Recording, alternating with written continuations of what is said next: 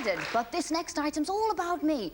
No, it's not about me. It's about this picture of me. You see, it doesn't matter what I do, it'll stay completely steady. I could go into the middle of the set here and maybe have a waltz, maybe move round, and it's completely steady. In fact, see those stairs over there? I'm going to go into the audience now, and guess what? The camera is completely steady, even if I run up.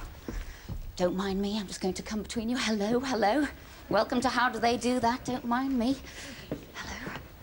Right along here. Not a shudder, nothing. And I'm just going to stay here, pause for thought, stand, ponder, say hello, hello. Hello. And see that? The camera just stayed completely steady. I'm going to run down now. Oh, this is where it gets dangerous. Now, it is an amazing camera. It's a new device. It's called the Steadicam. But the Steadicam camera hasn't come alone here all by itself. It has come along with a fantastic cameraman, and he is Jahn Ward.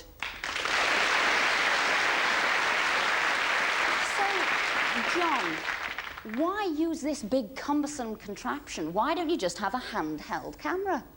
Well, the Steadicam was invented to get round the problems of handheld work. Handheld cameras are bumpy because your body moves up and down as you walk, and also the camera's fitted to your eye through the eyepiece, and that your head moves as well. So that causes bumps when you're walking.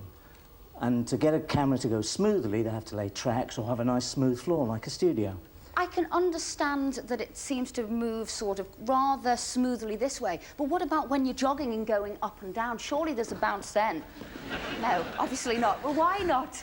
Well, this clever device, the arm, which is the main bit that supports the Steadicam, is a bit like your own arm. It's got an upper part, forepart, and an elbow in the middle, and this is your hand and wrist up here, the gimbal. And the arm, like your own arm, is an isolation unit between your hand and your body. It allows you to walk up a flight of stairs carrying a pint of beer without spilling any, depending on how many pints you've had, that is. And the Steadicam arm does exactly the same. It can isolate any movement that happens here and stop it getting to the other end there. And another thing I've noticed, all the cameras on the floor here have got cables. You've got nothing, it's just one man and his camera. How does it work then in that respect? The camera's got a transmitter up here, which works very cleverly by switching very rapidly between the antennas at the top.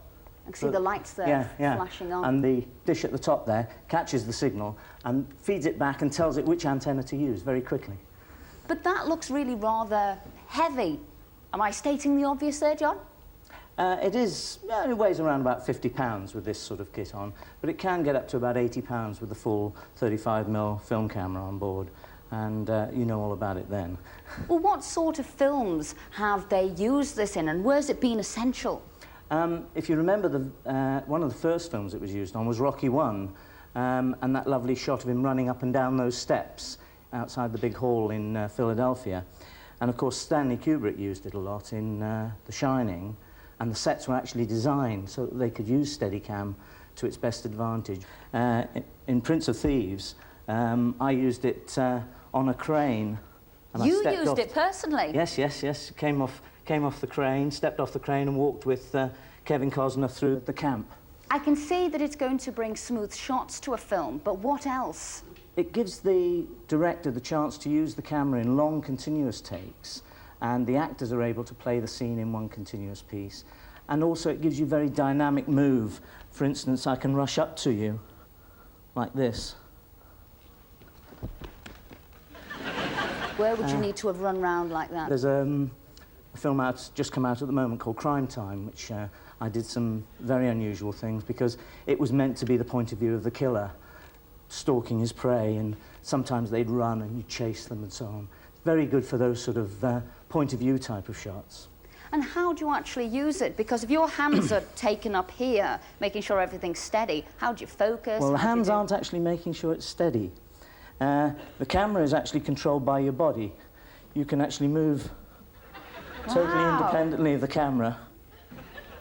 Your hands are really just there to frame the shot nice and cleanly. And you can also use it like a sort of mini crane. So what film is next coming out that you've been the Steadicam man on? The new Bruce Willis picture, directed by Luc Besson.